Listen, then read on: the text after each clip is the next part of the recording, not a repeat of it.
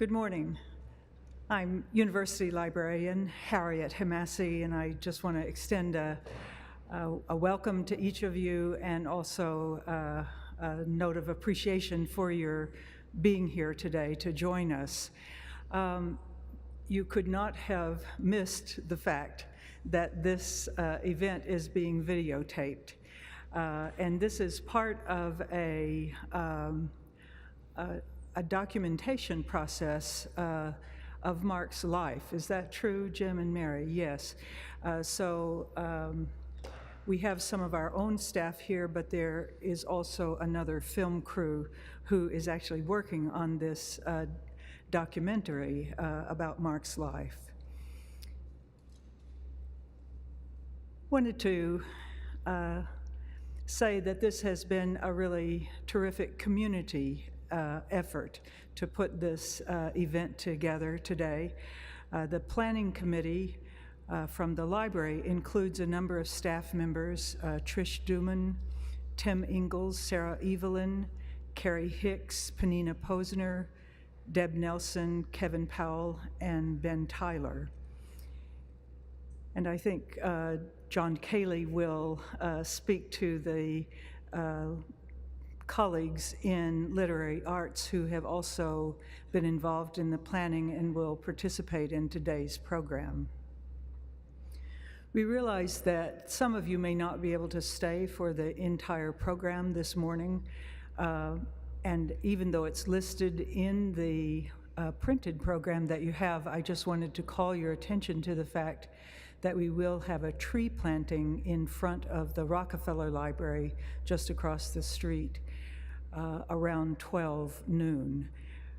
And University Chaplain Janet Cooper Nelson will officiate at that tree planting, and there will eventually be a plaque honoring Mark at the site of the tree. As the morning proceeds, this is a very informal gathering, but I hope you will take advantage of the snacks that are available. And they are vegan, I believe, which is Mark's preference. Good.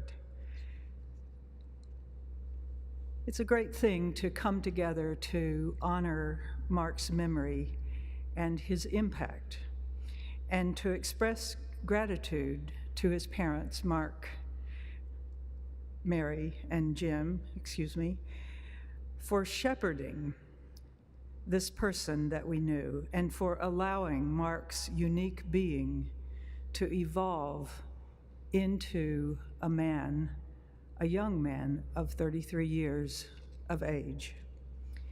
Even as Mark was committed to living his life with meaning and purpose, he was also committed to more mundane things, such as work. Specifically, in our case, work in the university library. We don't necessarily consider ourselves mundane or non-essential, but work is different than some other elements of Mark's life. As a senior library specialist for web content and a library union steward, Mark brought his personality, his advocacy, and his impressive skills to the job. He was instrumental in developing the library's social media accounts and contributed to them by sharing his compelling and visually striking posts, and occasionally filling in for the elusive Josiah Carberry on Facebook. Now, some of you may not know Josiah Carberry. He is said to have been a professor at Brown. Few people have actually ever seen him, and it happens that every Friday the 13th is Josiah Carberry Day, and occasionally we get mail from Josiah Carberry. In Mark's case, he was sending some of that electronic mail anyway, and it just happens that today is Carberry Day. Mark was not only a gifted writer, he was also a dedicated and conscientious colleague, a patient and thoughtful listener, and a curious and innovative thinker, an unusual mind and intellect. The library is proud to announce the establishment of the Mark Baumer Book Fund to support the acquisition of experimental literature and media. We welcome your expressions of interest and will have more information on the library's web pages soon. Please welcome my colleague.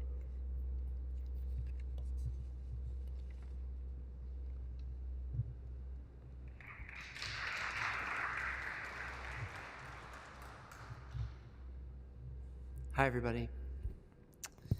I wanted to talk really briefly today about the Mark Baumer digital collection that I put together last year after Mark was killed.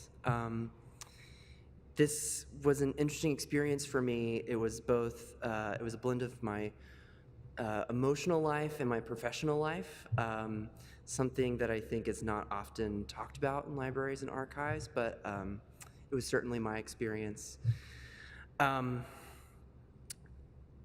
During my time as digital preservation librarian at Brown, my role was to initiate different projects such as web archiving, preserving email inboxes, retrieving data from floppy disks and hard drives. My elevator speech was always, I preserve computer stuff. You think about archivists preserving letters, paper, photographs. I did more of the digital kind. And so when Mark was killed, I immediately started thinking about his computer stuff. And I don't know if that was grief channeled into productivity maybe, or the fact that I knew Mark in the context of work. I shared an office with him. He was catty corner to me. He was interested in the work that I did. I remember on a couple occasions him finding me tooling around with old MacBooks and us having conversations about old MacBooks. So I just felt that it would be something I could do for Mark's memory for his family to help protect his legacy. I proposed the project to our special collections department, and something that I found sort of beautiful in a way is that they said, Mark's work already fit into a collecting focus at the library. If we hadn't known him, we would have been interested in collecting his work anyway. He was an activist, he was a literary artist, and those are things that we are interested in collecting at the library. And the fact that we knew him made it even more, gave us even more passion to collect his work. So with his parents' permission, I began collecting his work. That included his blogs, including thebaumer.com, which was his Tumblr blog, notgoingtomake.com, which was his travel blog, and his YouTube channel. And I will say kind of where the intersection of my emotional and professional life happened was I started working on this, but I found it to be difficult because I was processing my own emotions about this person that I knew who had died, and at the same time spending my professional time kind of immersed in his work and his output, and I really needed to reach out for help. And it was for that reason, and also because this was entirely new work for the library. This is something that we hadn't really done before, and I needed someone to kind of bounce ideas off of. So I enlisted the help of a student, University of Rhode Island graduate student, Christina Cahoon, who helped me with this. She helped build the processes to crawl his blogs, to create copies of them, and was extremely helpful in that she wrote a report for us that will, I think, act as a template in the future to collect other collections such as Mark's. And in that way, I think I think that Mark's collection is a contribution to the library in a couple ways. Obviously, it's a contribution because it's a rich collection of material, of work, of art. But also, he, in a very real sense, his his output, his productivity helped us establish web archiving workflows for the library, and actually led us into, I think, a very important field, which is preserving the type of stuff he made. As Harriet said, he was a web content specialist, so one reason he was really good at his job was he made innovative, dynamic, interesting web content. And not only did he do that as a part of his job, but he did that as part of his art as well. And I think preserving that stuff is really important, but there are still a lot of questions around how to do that. And I think even though it was a tragic circumstance, I think it's kind of beautiful that his collection helped us learn how to do that, and we can do that for other artists in the future. Some may ask why collect his work. It's still live on the internet. If you want to go look at it, you can. I think it's important to point out that publishing on these third-party platforms such as YouTube and Medium and Tumblr are not always most reliable long-term, and I think that making sure we have a secure copy of his work is really important for future scholars.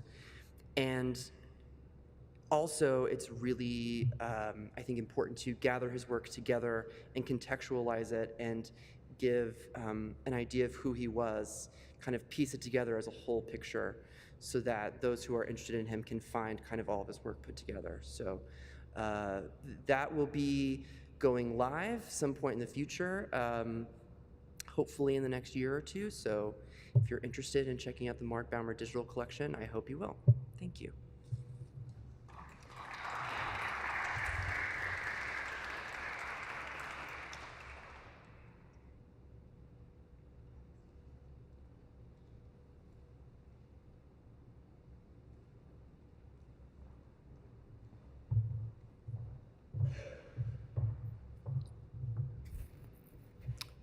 So I'm the union rep for the library, Brown. My name's Karen, and I brought, the three of you, okay.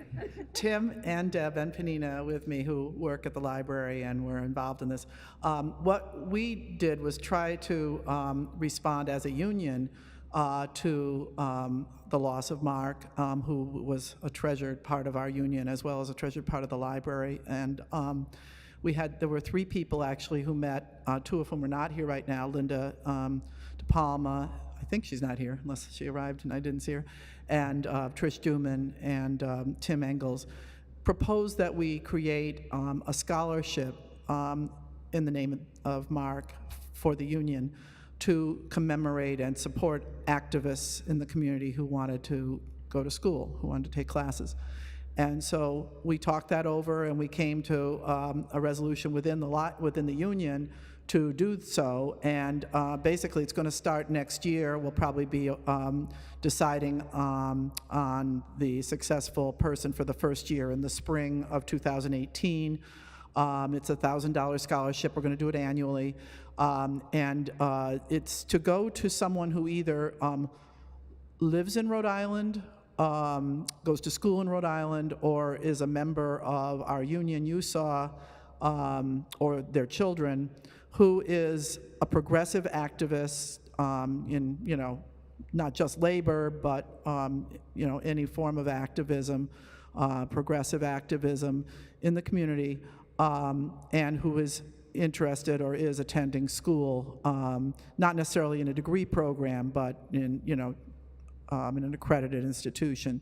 So we don't necessarily know what kind of applicants we're going to get yet, and we certainly hope that we can get the word spread so that we get an interesting mix of folks who are either actual students, who also do activism, or activists who do, want to go to school on the side. There's a lot of different ways this could work through, but we really want to commemorate Mark and the multifaceted approach that he had to activism in this way. So, we are hoping that, you'll spread the word too, and we can, make it a reality. Thank you.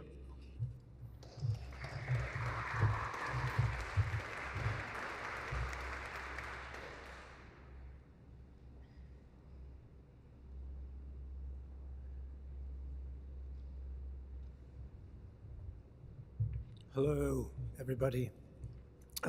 My name is John Cayley, and I work in the literary arts department. And I didn't work with Mark in any sort of teacher-student relationship. But I came to know him very quickly as a person, as an individual, and also absolutely came to love him. He's sort of somebody who gives you the permission to be able to say that sort of thing in a public context like this, just to say it straight out. I wondered what I would contribute to a meeting like this. And one of the things while I was thinking about this was that that I could just say whatever I wanted. You know, that Mark would have been very, very happy for me to say absolutely anything. And I nonetheless feel constrained by the context, but that makes me feel really good. I was traveling on the other side of the world, and there, on the other side of the world, in another place, people do behave slightly differently. One of the striking things that they do, or especially elderly people, is that they get out early in the morning and they do physical exercise in parks and the like. You get people getting up very early, getting out to the park and dancing or doing exercise and often doing it together collectively, but in a very sort of loosely organized way. And this is striking. It makes people, I think, fundamentally happier, even when their circumstances are constrained. And I think that is something that Mark had, right? He had the ability to do precisely that sort of thing. He could, I mean, we know he was physical, fully physical. And on this place on the other side of the world, they have a way of dealing with this. They have a way of speaking about cultivation as something that we are familiar with here in an institution like this. Literary cultivation. There it's specifically associated with literary cultivation. And then another type of being, which in Mark's case I would characterize as athletic, right? To be athletic, to be not just physical, but to be invested in the same way that we're invested in literary cultivation. You invest in athleticism, which is another thing that Mark did. So Mark, for me, embodies this sort of alternative way of thinking that is part of a potential full humanity and allows us to understand it better. And I think we would be happier if we could do that. Another thing that really struck me is Harriet said that he was a patient and thoughtful listener, I think. And that was really something that I remember. He would listen. He would stop. And even for the small talk, he would listen very carefully. It's very important. And he was thoughtful as he did it. That's just an aside. And then, isn't it remarkable how many sort of new institutional possibilities are being named for him? And I think this is also very extraordinary that there will be a prize there will be a scholarship for activism, there'll be a named book fund in the library, there's a foundation, and I'm going to announce a prize in the Department of Literary Arts, which is the Mark Baumer Prize for Language Art. I do literary art in other media, And Mark was one of the people who you could not take his writing out of the media, right? He was in the media. He was going to do it however it needed to be done. So although we were still, when I first came here, there was something called electronic writing, and then there was poetry and fiction. Everybody understood that, but they didn't really understand electronic writing. But Mark was doing all of it in all sorts of media just because he did, because it was obvious. So I'm very happy to announce that the Literary Arts program will now have the Mark Baumer Prize for Language Art. There will be 3 prizes of $333.33 each for undergraduates, graduates, and staff in the Brown community, separately judged. The judges will be, adding the staff as a category is something that I consider to be important and something that Mark would have approved. Judges will be selected from the department's graduate alumni. So we will turn to his peers, the people who I consider to understand him quite profoundly in his work, to judge these prizes.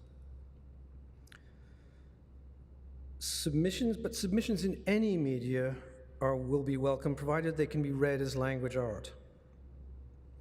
Cross-disciplinary and digitally mediated work will be welcome, but any work of language art that engages compositionally with its media will be considered, regardless of genre or form. The only other pertinent thing in this description that I'm reading out, which is what we'll print, is that we'll also welcome collaborative work and treat it equally with individually authored work. Anyway, I'm very pleased to be able to announce that prize. And now I'm going to turn it over to Mark's fellow students, fellow writers, friends, and there will also be, if I don't see Colin here, but Angela, are you here? Because you're up next. Are you ready? So the first person I'd like to invite to speak is Angela Ferraiolo, a graduate of the Literary Arts program, who also worked in digital media.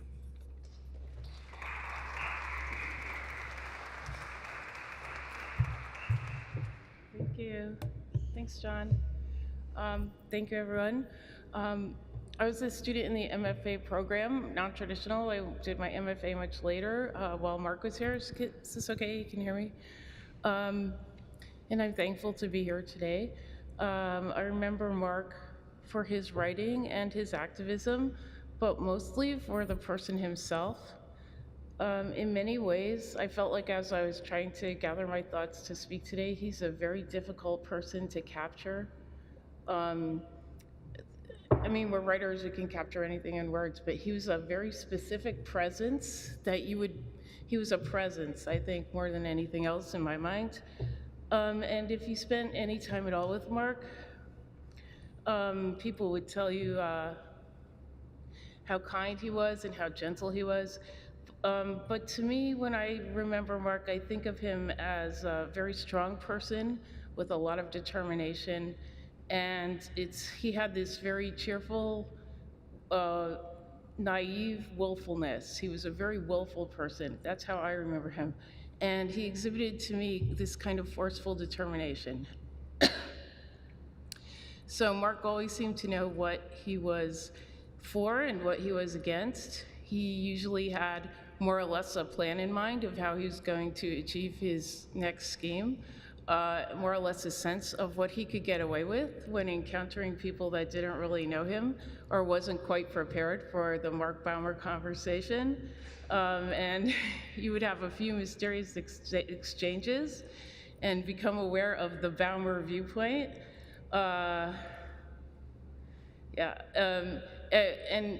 during which Mark would never make any attempt to situate or contextualize his thinking. He would expect you to keep up. And that was my experience of Mark Baumer. He would just provide himself and his point of view. And then you would catch on and things would be okay between you and Mark. Here in Providence, our meetings were always, he would appear. Our meetings were always completely random. I'd run into him on the street or at some event. He'd do something, he'd say something, he'd open up his little tear in reality, and then his job would be over for the afternoon and he'd be on his way. We went on like this, and then I was finished with Brown. We lost track of each other for a few months, and then I started to get emails from Mark, again, completely randomly, not seeming to be motivated by anything specific. And it's like, and thinking back about Mark also, it's curious to me how vague his comings and goings were, and how he would sort of like be there in my life and then not be there and then be there again. But somehow while he was working for the library, he got back in touch with me completely out of the blue, and we would start emailing again, these weird, quirky emails, a lot like his writing, unexpected, but always saying like somehow exactly what needed to be said about something. So while many people remember Mark as an activist, I think of him primarily as a writer. I continue to think of him as a writer of the flat observational assertions, I've been sleeping in a closet, or I slept in a canoe once, I sleep on a roof, things like this. He loved lists. He cherished these oddly necessary objects of modernity were very important to him. Cereal bowls, toothpaste, toothbrushes. And all of this made for really great stories. When Mark started walking, his random emails stopped. And like a lot of people, I started to follow his videos for FANG and for climate change. And I guess I was thinking about him walking, and initially I didn't really understand it. I've been thinking about it a lot since we lost him. Walking's an interesting practice, especially for writers, I think. Thoreau, Kerouac, Sinclair, many writers have walked, but these are the writers that Mark brings to mind that were walkers. And I realized that, certain activities get really interesting when you don't have to do them. And those were the things Mark seemed drawn to be doing, like walking across the United States. If you're walking somewhere because you have to get to the train station, like you have a purpose for walking, it's a different kind of walking than the walking Mark Baumer was doing. And when you're just walking, things really start to happen, I think, especially if you're a writer. There's the tempo of walking, the rhythmic, self-hypnotic state you can induce by walking. Intellectually, you can kind of turn your mind off a little bit. You can let go of things a little. You're not really reasoning. I think you're contemplating more. You can let your eyes wander. You sort of take in the scenery. And all the while, you're thinking thoughts that are very much your own. You're very much with yourself while you're walking without a deadline, a place that you have to be at a certain time. And these past few days, when I was thinking of Mark walking, I was thinking how he's moving around in that rhythmic calm of walking, losing himself in the automatic character of walking, and I realized that this was the state of mind he chose to place himself in while he was choosing his path through the world. And this, to me, was very much Mark Baumer. Because we are all walking, we're all of us going one way or another. We are all making decisions about what directions we need to take. Even robots or self-driving cars have to make a decision like that. And while you're walking, you're continually forming and updating, asking your brain to give yourself a personal understanding of the terrain in which you find yourself. That is the nature of speculative walking. And I've come to think of Mark's way of walking as his way of opening up his model of reality to what exists in the world, to what could be let in. And in doing that, while his mind was in this unburdened state, he was able to kind of form a new sense of what was real for himself. He once wrote to me, "People don't think I put enough real stuff into my stories." And I don't think any of us ever thought that. I don't think any of us who were aware of his example ever thought his absurdity was not in some way profoundly real. And I don't think anyone at Brown ever thought that. For me, Mark was, and he continues to be, the person that asks, like through his example, well, how much real stuff really needs to be in there? And I think that I was thinking of Wordsworth, who is also a walker, and he said, "The world is too much with us." And this is what life feels like after losing Mark. The world is too much with us. The map is a little too earthbound. The world is a little too real. But we have his example. That's my remembrance of Mark. Thank you.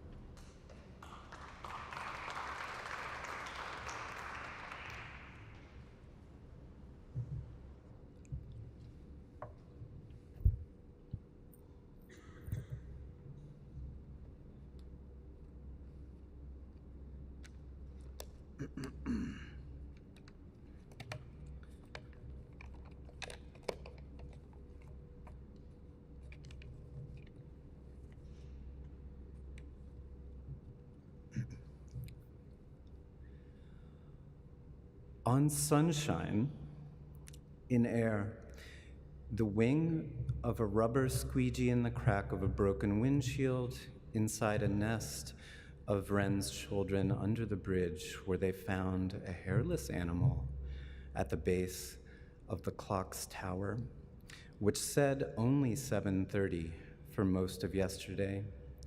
That hairless animal was a goat, was a painted dog, was a sick child, was a hoax to sell insurance, was of no concern to the gull, the new gull, a gull who wanted things best for everyone's family, but could not talk, couldn't say the things in its brain. And there are two kinds of gull. Your gull is a bug, and mine is this. And when the last gull left town, folks cheered, but just 3 days later, you'd hear them say, "I miss those guys," and "I'm missing something," and "let's give birth to a child and name it Gull." But the gulls weren't too far off. They were just on a ski lift, pressing their heads to the side of a microwave, down in the cellar, watching the parade on an old television set with everyone's grandfathers or granddaughters, or by themselves, or not at all, since there was no parade, no gull, and no air when the sunshine rose up. So that's like an email that Mark sent me. That later went through like some revision through this sort of thing that we had going for a little while, where my tendency was to like tighten down and tighten down and tighten down, almost very conservative in a way, and his was the complete opposite, and to expand, expand, expand, expand, like destroy, like, and in thinking about what I could say to you all,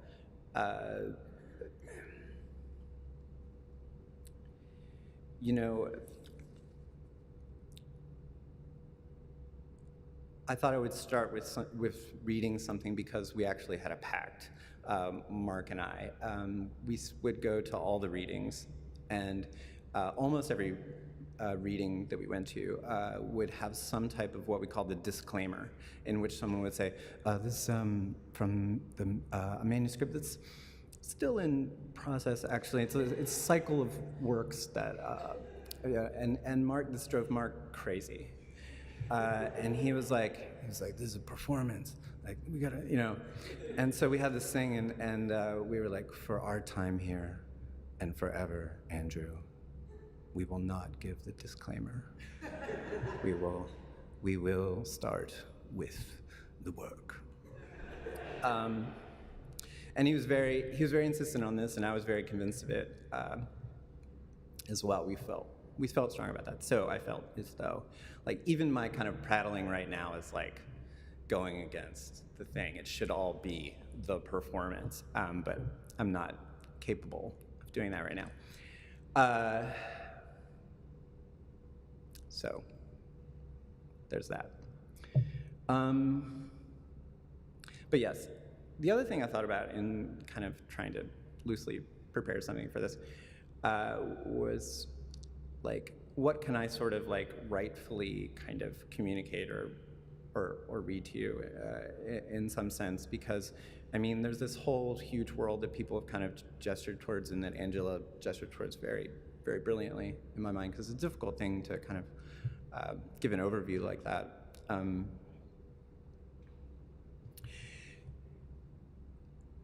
So this is what I came to. So before his like commitments to activism, to veganism, to meditation, environmentalism, all of these things that became so like significant and a part of like his practice and his daily life, and to some degree, you know, are inflected in the work that came later, in the more recent work. When the moment that I can really speak to is not what he did with all the different types of media, which I think is significant and brilliant. But what I can talk to is what happened around 2009 to early 2011, when we spent, I mean, we literally spent basically, we saw each other basically every weekday. And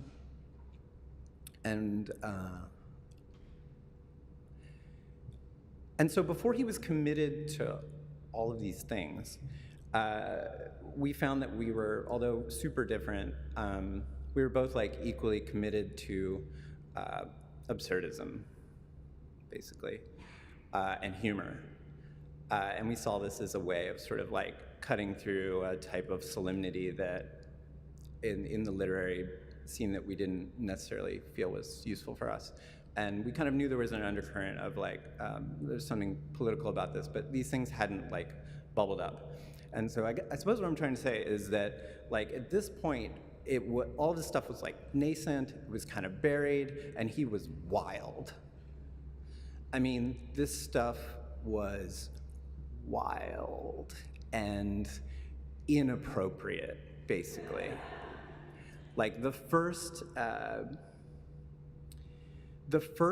thing he sent me, the first thing I read, was not only wild in terms of its content, and I did excerpt some here, but I'm not going to read it because it is, I assure you, too wild for this particular venue at this time.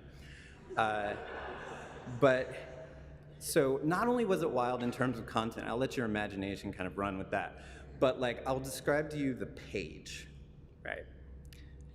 I'm of no use to you talking about his videos and stuff, but we can talk about the page. The page is gray, almost to the edges. Like, it's gray because it's covered in type, like 9-point sans serif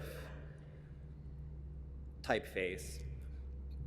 And he had expanded the margins so that it was a block of text and pages and pages and pages with no paragraph breaks at all, and just content like a sledgehammer.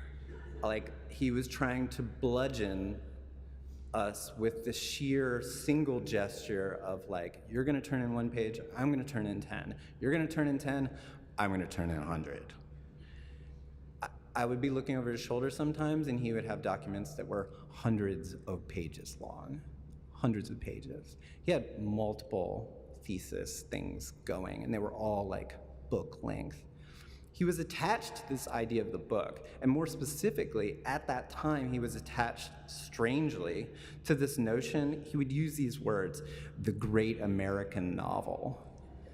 And this is such a bizarre concept because the great American novel is like this, in my mind, like, and in his, I mean, because this is very tongue-in-cheek in a sense. His great American novel, like, great means it's a big book object, it's dense.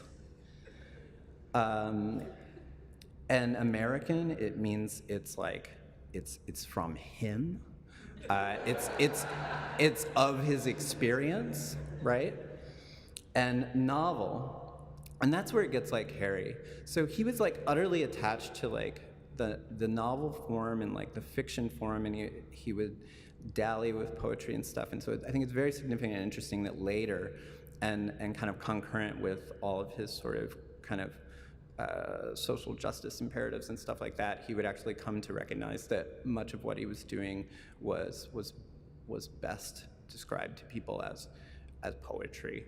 But at the time, he was like very committed, great American novel, but in this totally ersatz way. It's just totally wild, I assure you. So yeah, so this thing is gray. This page is a block. It's impenetrable. And I told him, I said, this is a truly great gesture, and I understand its force, and I support you in whatever you're doing, but I have trouble reading this, and I need a more like clear typeface, and I need some space in there, and I need a little bit of room to breathe, and I think other people would appreciate this too, and I think it would help to people like to an olive branch and kind of enter the work, right? And he was like, oh, okay, okay. And like 30 minutes later or something like that, I get like the same document, and it's like 100 pages long, and there's one sentence on every page, right? Which brings me to this issue of like revision. In my mind, like he was basically like revision, no. And I was like, there's nothing but revision. Revision is everything. Revision is the beginning, the end, and the middle and the end. Like, and he's like, no. And he was right. But so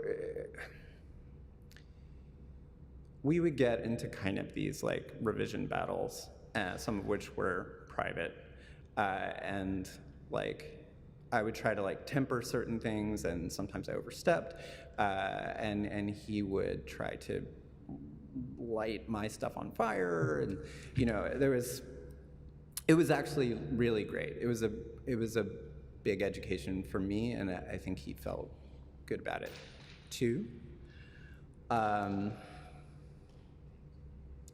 There's that round boy right there. That's what Mark called coins. Okay. Oh, another revision technique. So we had talked about this revision. We were talking about like the subtleties of it and stuff for this story called Gordon. He had a lot of stories named after people. There was Gordon, Derek, some other names. But there was a story called Gordon, and we were talking about it. And he was like, oh, I got a revision for you. Again, like instantaneously, a revision, and like wildly longer. And so rather than like, I was expecting like a line edit or something like that. And he like did find and replace, and he replaced every instance of the character Gordon's name with an entire other short story. So that you would be reading along in this kind of quasi-narrative, and then you would suddenly be in kind of a, you know, inside this story, and then you pop out and be back in the narrative, and then you would encounter that story yet again many, many times. Like, these are the sort of things. So the revision was like as grand a gesture and as like irrepressibly experimental as anything else. And those were the sort of like revisions that he would take on and become excited about. But anyway, so I'll read just a couple of short kind of excerpts of things. And like with the kind of email that this began with, these are all, they're not collaborative, but they're like the products of sort of like little tweaks and conversations that we had had. can't read that one. No, this one.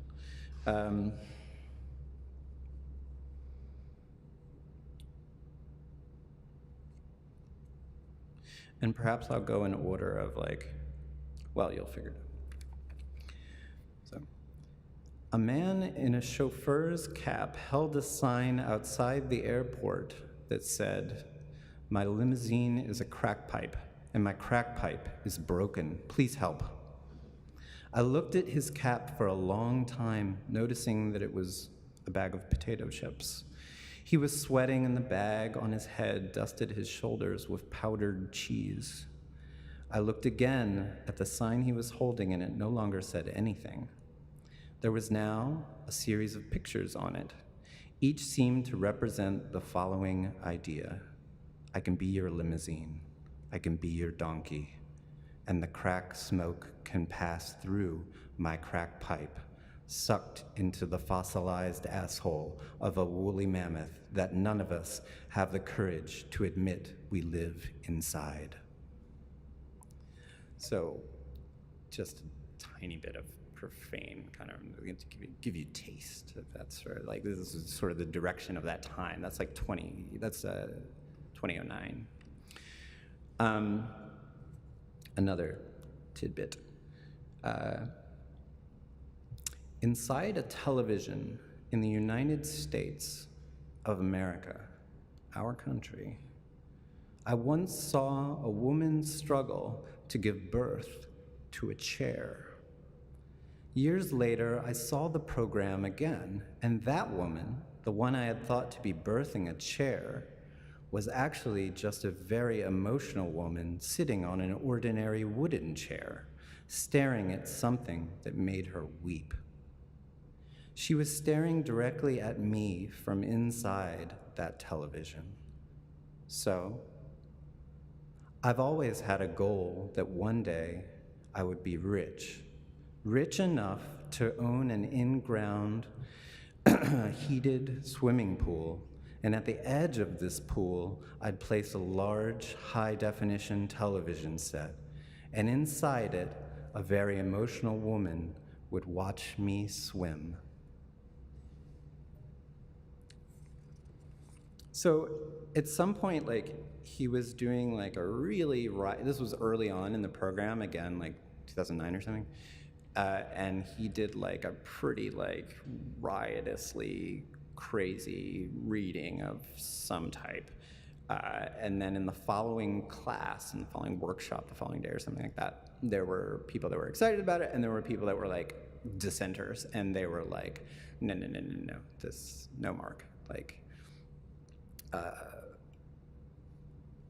are you making a mockery of why can't we be serious here, And he was interested in what they were saying, but he was also really processing it. And so the next time he came in, he had this quite serious story, and I'll just read a very little bit, and I'm sorry I'm going over.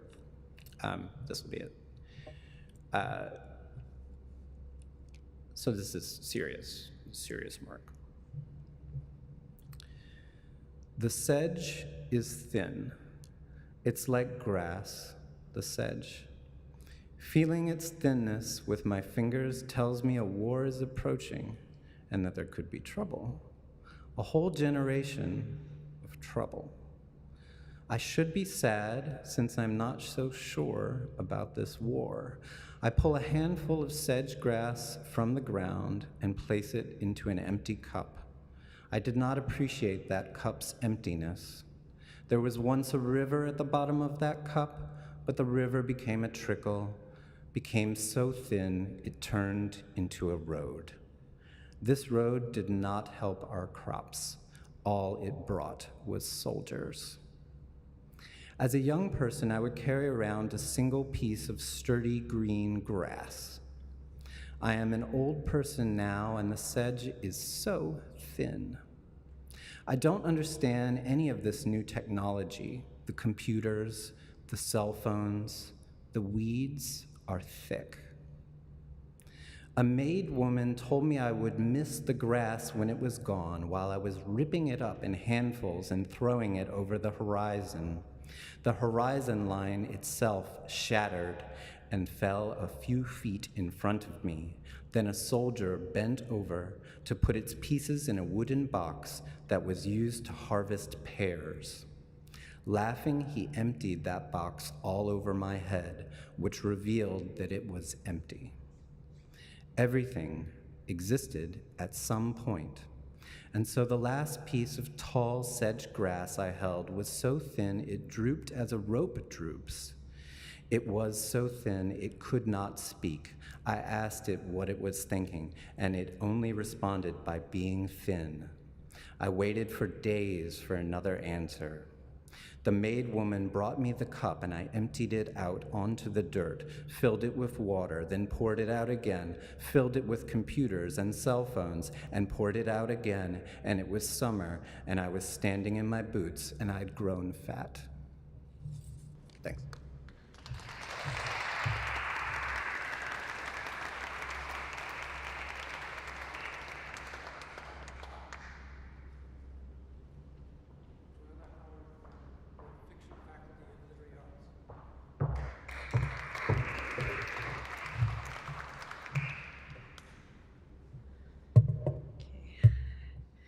Yeah, my name is Joanna Howard, and I really wanted to read from this great American novel of Mark's called Yachts, which is a piece that he was working on when he was here. It's gone through many versions, many iterations, and you can see pieces of it on the internet now. As Andrew pointed out, the material was so outrageous, I could not figure out how I was going to package it for the context. And I think that even in just thinking about it, I realized how incredibly brave Mark was every time he got up and read his work while he was here, because it was some of the most extraordinarily outrageous material, so funny, but also just pushing every button imaginable for all the people that were listening. And he always really performed it beautifully and sold it. So instead, I thought what I would talk about is the collaborative component, or the collaborative spirit that he brought to his community. And I've been in this program, I don't know, around 10 years, and I've never seen a class that came together to do so much collaborative work as the class that Mark was part of. And I feel that, without a doubt, Mark was very much a driving force. The spirit of getting all of these people, many writers like Andrew was saying, who had a commitment to the absurd or to comedic or to performance-based practices, but there were also a lot of people that never worked in those models and just wrote on the page and were very serious. And by the end of the 2 years that he was here, they were all participating in these kinds of more outrageous, more absurdist, fun, performative, collaborative works. And one of the things that was going on during this period of time were these things that I believe were called the rogue workshops, or sometimes guerrilla workshops. The graduate students would sort of meet in the lounge or in other places around campus, and they would do collaborative stories or collaborative kind of performance exercises. Sometimes it just seemed like absurdist activities participating, and I was always really jealous of how fun it seemed to be for all the students and how much they were enjoying. And after that class graduated, I was lucky enough to be invited to participate in one of these over email, because they had so cohered during their time here. And again, this to me was very much the spirit that Mark could bring to a group of people, is that they were still involved in this collaborative, outrageous, absurdist work, even when they were in now across the world. So that ability to just sort of bring people together to do things that they never would have expected that they would do, and to write in ways that they might never have written, and to really enjoy it when it was going on. So I'm just going to read a short excerpt that was Mark's excerpt from a collective story that came out of one of these Rogue workshops. There were about like 20 writers involved in this.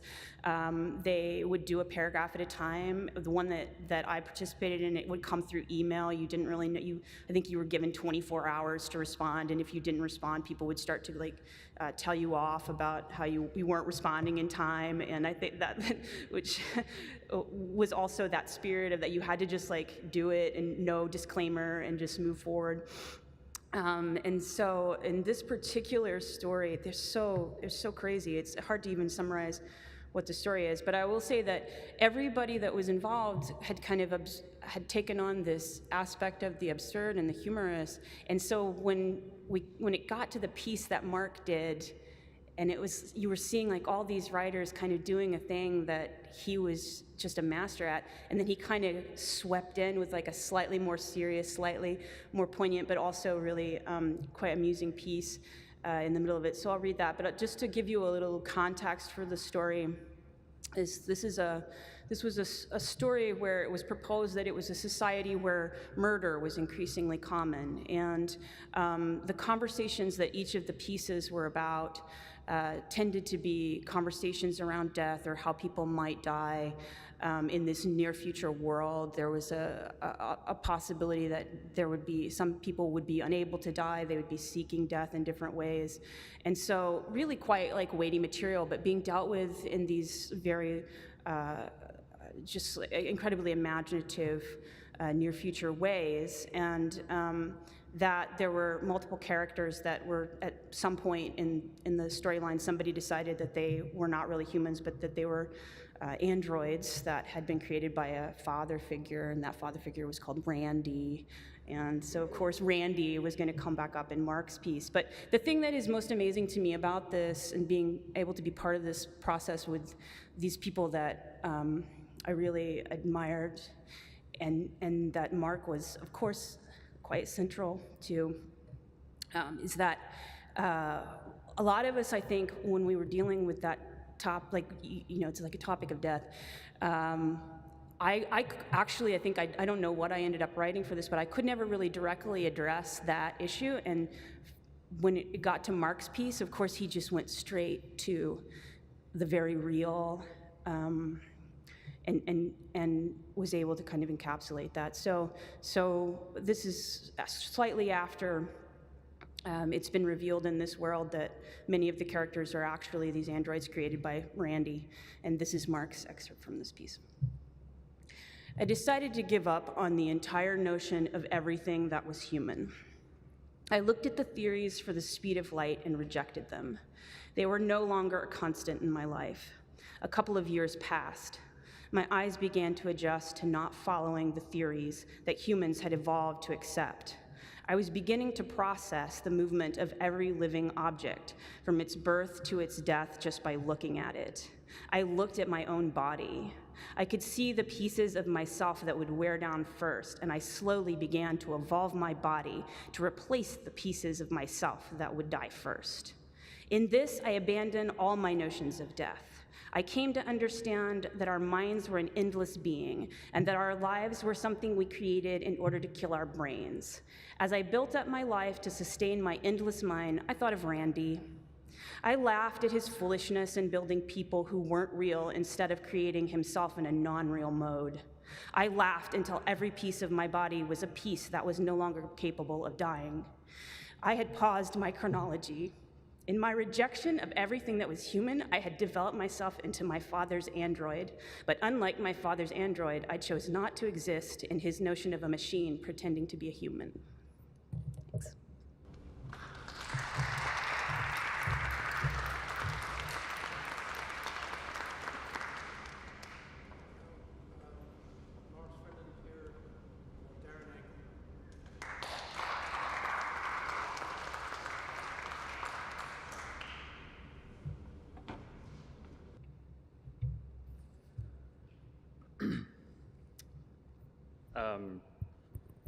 As soon as I met Mark for the first time on the quad out here, it became pretty clear to me, and I think everyone in our program, that we were going to spend an enormous amount of time very happily trying to figure Mark out. And it wasn't because he was particularly unusual. We were all, any literary arts student is strange enough, I think, to be of note, but that everything he did gave you pause because it seemed to carry some instruction. It seemed to be a lesson, some secret understanding, a teaching. And I've tried to really spend time describing what this is. And the sentence I came up with is that he always taught people, he taught you to witness your own insecurities and concerns and worries by performing whatever it was you were afraid of. This is one of his moves at the time to provoke and to, I think, inadvertently to teach. And as an actual fiction writing teacher, on his first day of class, where other grad students were intensely fearful about showing up on time and establishing quickly a lasting literary authority to impart on their students, Mark showed up 20 minutes late because he had been acquiring his outfit, which was a full-body hazmat suit. And he wore that hazmat suit, he entered the classroom, and he proceeded to cower in the corner, audibly whimpering, kind of poking fun at all the fear that the other grad teachers had of potentially failing. And he did this until enough students left that none of the potential students would have to share his syllabus for Fiction 1, which was, I think, over 50 pages long, and each syllabus was different for each student. And in so many ways, over the next 2 years, he began to kind of hone this ability to socially live out our worst fears, and not so that we wouldn't have to, I think, so that we might be brave enough to try this, to do the same. This is a poem by Mark. Put a chair in the middle of the road, fill a bowl with soup, and leave the bowl on the chair. The moon should be available. Do not let money concern you. If you are hungry, eat a potato. If not, bury it. And hide partially in the woods with the rest of your body. Sit motionless on a piece of linoleum. The chair is probably not in the road anymore. It's okay to cry. As a student, Mark was equally instructional. The late and wonderful poet, C.D. Wright, was teaching a class called Documentary Poetry. And knowing that most of the students in the classroom would not end up on the final roster because of how students end up enrolling at Brown, they take weeks to decide, that kind of thing, she offered up an activity to pass the time for our first class. Going around the room, each student was asked to say what they did over the summer. You could guess the nature of most responses. I went to Greece, I visited family, I worked, I volunteered. Some students responded by hiding, I would say, not providing enough information to form a picture in your mind. Perhaps they were scared in the presence of a great poet, CD, or just nervous in a room full of aspiring and other nervous poets. Some students' stories were obviously meant to impress. They responded to their fear by posturing. But Mark responded with questions. Do I have to tell a story from this summer, or can it be from any summer? Any summer is fine, CD said. But does it have to be about me? "I suppose not," CD said. And Mark began to tell a story about a very intense football game. He recounted the first play, moment by moment, almost atom by atom, from the mist on the field to the quarterback's anxiety, the pass, the interception, the tackle. And after recounting the first play, he started on the second. Hike, handoff, run, tackle, the coach's strategy, each player's emotions, and it became very clear that Mark intended to invent and relay an entire football game, play by play, until someone stopped him. After 15 minutes, no one did. This is a poem by Mark. A person sitting on a piece of concrete pays some bills.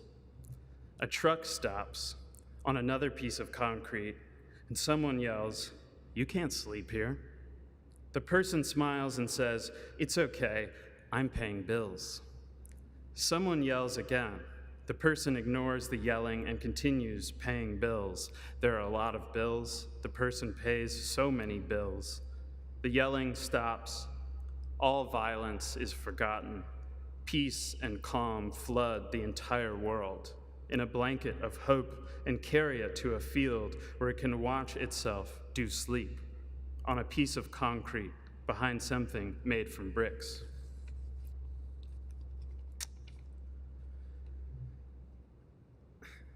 After hearing there would be boxes, full boxes of hot pizza available to grad students, Mark decided to attend a Brown University event called the Winter Ball.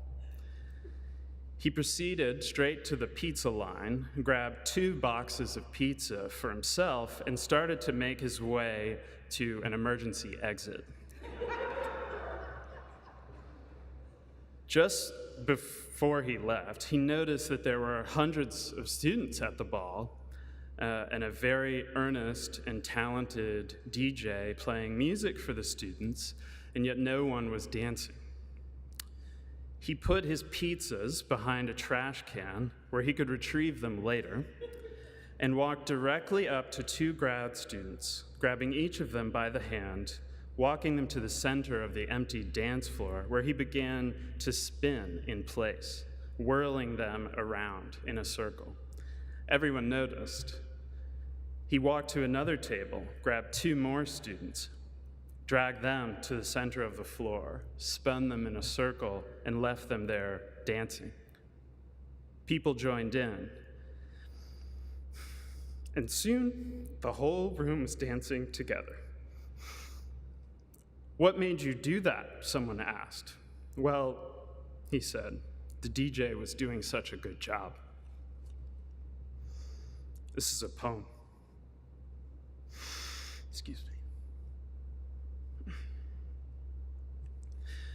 A man holding a roll of paper towels thought, "I am weak, and it's okay." Weakness is a quiet pile of information shoved in a dark hole. Do not ignore your weakness. Drag it out and look at it through the teardrops leaking from your vulnerability until your weakness understands it is not permanent. Small, insignificant objects can grow into a forest of honest desperation to become one of thousands of trees fighting to exist as something more than paper goods consumed by adults hiding from their own pain and fears. As John mentioned, it's difficult to separate Mark's writing from his physicality, his height, his athletic ability, and his desire to create very serious habits of excellence and performance, to approach writing like a professional athlete approaches their sport. Where many grad students struggle to even complete a single work and call it a finished thesis, Mark struggled to finish the last of 3, 4, 5, 6, 500+ page novels, the longest of which at the time was over 1,000 pages. And Mark's actual workout routines were demonstrative and amazing and also heartbreaking. I had a hard workout yesterday, Mark once told me. Oh yeah? What did you do? Well, I threw a big log from one side of Providence to the other. This is a poem. I'm sitting down at the end of a dirt road, holding a spoon, wondering if humans can eat dirt roads. Some nearby trees kept yelling, "Do it. Eat that dirt road. Grow roots and feathers like us. Look at the telephone poles. They don't say anything." I dig my spoon into the dirt road and keep digging until the hole is the size of an airplane. I climb in. A few minutes later, we land on the moon. Half of the people scream, "Oh my God," and the other half scream, "You should have done it like this."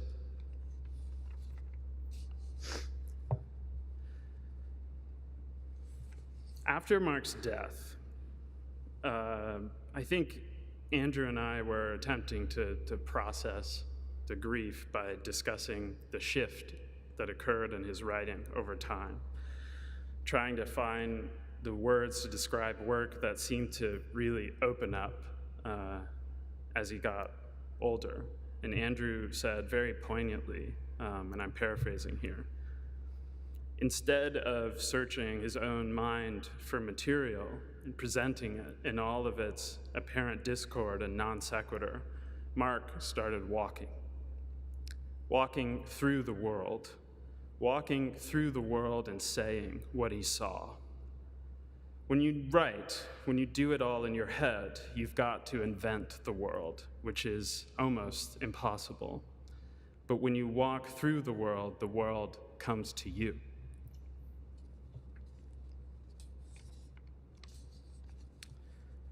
A poem.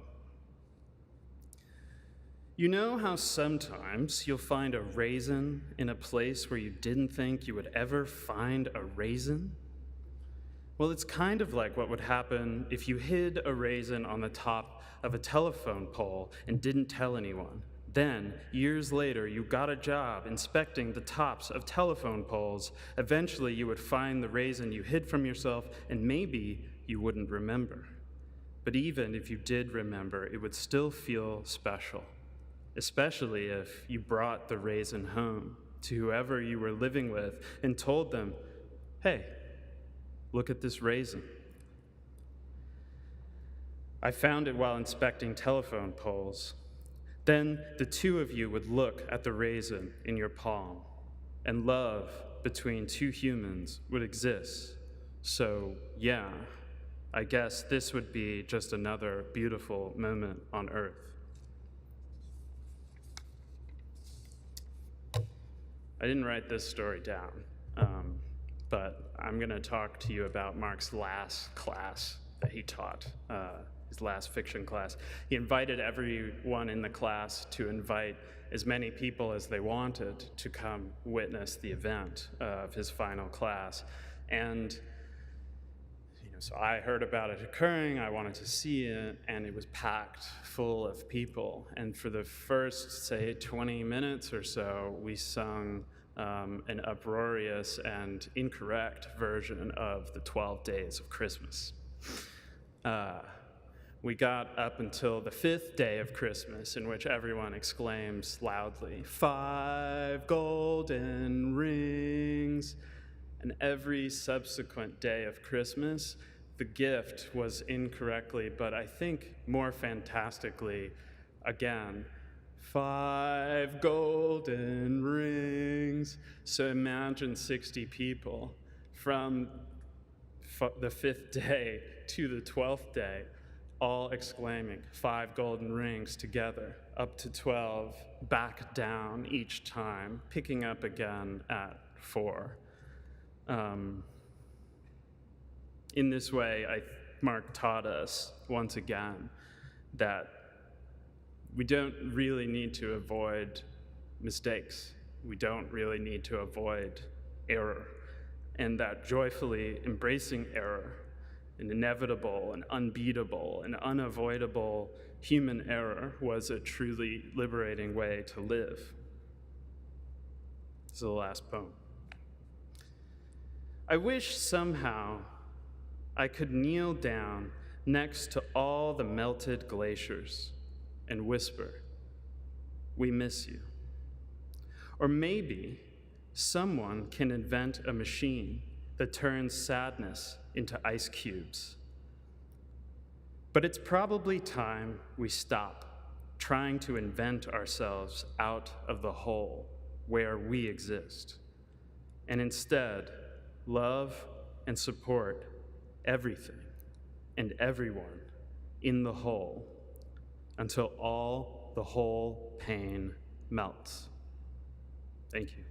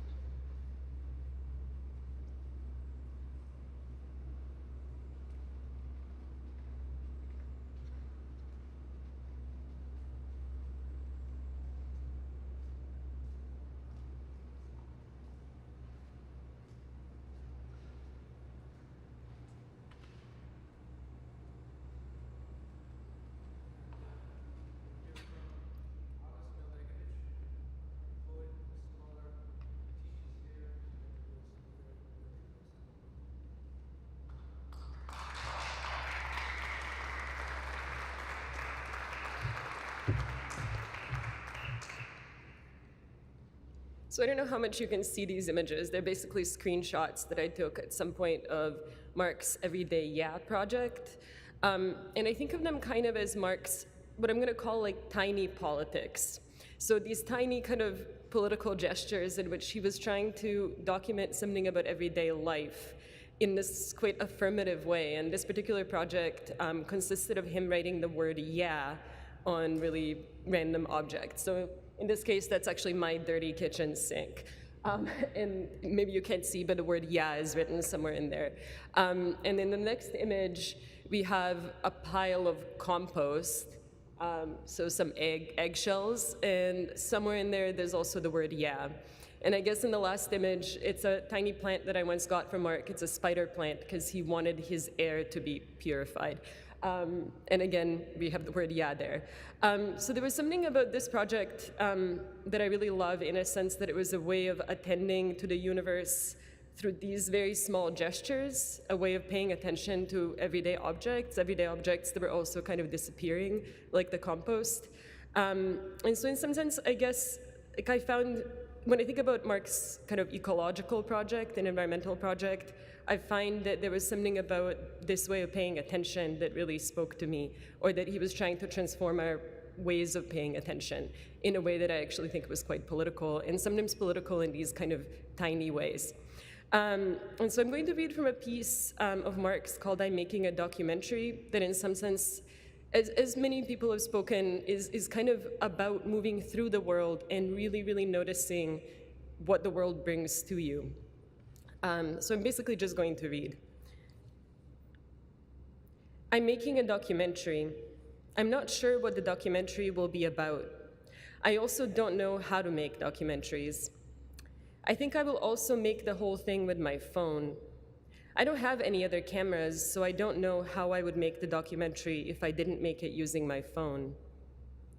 The first day of making my documentary was unspectacular. I was afraid to ask people to be in my documentary, so I mostly filmed squirrels. I don't think you have to have permission from a squirrel to put them in your documentary. Maybe the documentary will be about squirrels. It could be called an unscientific documentary about squirrels. I had another thought about my documentary, but I forgot what it was. It would be interesting to go up to random people and ask them if they wanted to be in my documentary. And when they asked what the documentary was about, I could tell them the documentary is about people being asked if they want to be in a documentary. Yesterday, I saw a girl in a red shirt eating an ice cream cone. I wanted to ask her to be in my documentary, but I was afraid she would think I was making fun of her.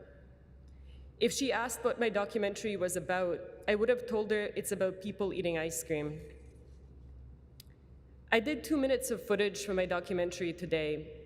I still have not asked any humans to be in my documentary. When I was leaving work last night, I saw a man and a woman hugging and looking at a tree. As I walked past them, I realized they were looking at a squirrel. The couple seemed very much in love with each other. I took footage of a cat. It was white. After I did the footage, the cat, it ran away. A woman saw me doing footage of the cat. I told her the cat was pretty. She said, "I don't like cats." After work, I walked past the property where there had once been a greenhouse. The greenhouse had been torn down. I was sad. I wanted to make a documentary about the greenhouse. Maybe I can make a documentary about the empty hole where the greenhouse used to be. For most of yesterday, I zoomed in as much as possible on my camera phone and filmed the ground. Sometimes the ground was very boring, and sometimes the ground was almost not boring. At one point, I was in a parking lot of an abandoned coffee shop and I was filming the asphalt.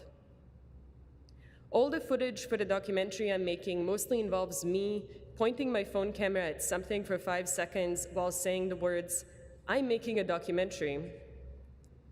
I keep imagining the finished product of my documentary and people saying things like, "Wow," and "genius," and "neat." A lady was watering her garden last night while the sun was going down. I wanted to get footage of her, but instead I smiled, said hello, and kept walking. I followed a man for 3 blocks yesterday. He noticed I was following him, but he did not say anything. I was getting footage of him as I walked. If he had turned around and asked me what I was doing, I would have told him I'm making a documentary. And if he had asked what the documentary was about, I would have told him it was about a guy I once followed. After work, I went to a lecture on supermarkets. When the panel finished their discussion, I raised my hand and asked a question. I tried to be succinct, but I ended up rambling for a very long time. At one point, while I was still talking, one of the panel members began to pinch his fingers together and mouth the words, "Wrap it up." I don't really care about my documentary. I secretly hope it's terrible. I'm making it only so that I can write this book. My goal is to eventually have other people talk in my documentary, but at the moment, I'm the only person who has talked. The only words I've said so far are, "I'm making a documentary." I think people will either be disappointed with this book, or they will be disappointed with the documentary. So, some people who like the documentary will probably think, the book isn't anything like the documentary. And people who like the book will probably be upset that the documentary isn't anything like the book. It's sometimes difficult to make a documentary because I live with 3 other people, but I don't want them to know I'm making a documentary. So I often don't do footage in the space where I live. It's almost 6 a.m. I woke up at 4 a.m. I like to wake up early and read before work. That's definitely true. But for the last month, instead of reading before work, I just look at my cell phone. On the way to work, I got some footage of a guy fertilizing the grass next to a church. I also got some footage of the elevator I use every morning to get to my office on the 14th floor. I only slept 4 hours. At around 2 a.m., I think my roommates were yelling at each other. Earlier, before I went to bed while I was brushing my teeth, one of my roommates asked if I liked him. I shrugged. He said, "I'm pretty good at reading people, but I generally never have any clue what you're thinking." One of the other people I live with makes movies. I have not told him I'm making a documentary. For the record, I live with 3 men. We're all imperfect and flawed. After work, I signed some papers. I probably should have gotten footage. There are a lot of things in the world. A lot of these things never get recorded. I wish I could put all the things in the world in my documentary. I recently passed a lake with over 100 ducks. Most of the ducks were named Fred. I wanted to get footage of the ducks named Fred, but I was unable to. A few minutes after I passed the lake, I was standing in a gravel parking lot. It was a very normal and boring gravel parking lot. One of the cars in the gravel parking lot was a silver Chrysler. I regret not getting footage of this gravel parking lot. It's my goal the next time I talk about the weather to do it in a way that both highlights the beauty and magnificence of weather and also confuses and confounds the person I'm talking to. In some ways, I want every conversation I have the rest of my life to be about weather. Instead of people saying the weather is good or bad, people should say, wow, we're having weather right now. This afternoon, I'm supposed to teach poetry to some students. I woke up at 2 a.m. to read poetry. One of the poems I read was by David. It seems like there's an abnormal number of Davids in poetry. The poem I read was about a guy who had problems. Someone asked this guy what the specific problem was, but he just said, oh, many problems. I decided to give the students a pop quiz.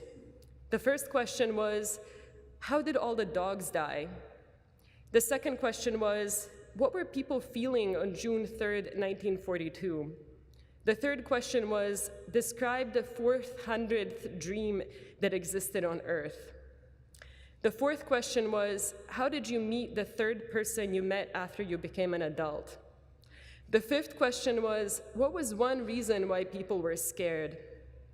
All the students did really good. 2 people scored a 98. 5 people recorded perfect scores of 100, and 1 person got 102. The last thing the students did in class was write a poem. The following is the set of instructions given to the students on how to write a poem. 1, describe something a squirrel would do, but the description should not reveal to the reader that it is a squirrel. 2, an 8-word summary of page 63 in the nearest book. 3, write about your last experience with yellow. 4, write something that isn't a haiku. 5, use the floor in some way. 6, create a text message that you might send to a parent. 7, plan what is going to happen next month. 8, write something someone else wrote. I'm tired of making this documentary. I think I would rather make a documentary about how I use social media. A camera crew should follow me around and film me using all the new social media platforms like Vine and Snapchat. My phone is blinking. I have a message. It would be nice if I could make some footage of my phone blinking, but I can't because my phone is also my camera and it can't film itself. I look at the message. It was from my aunt. She was letting everyone know she published a new blog post. Thank you.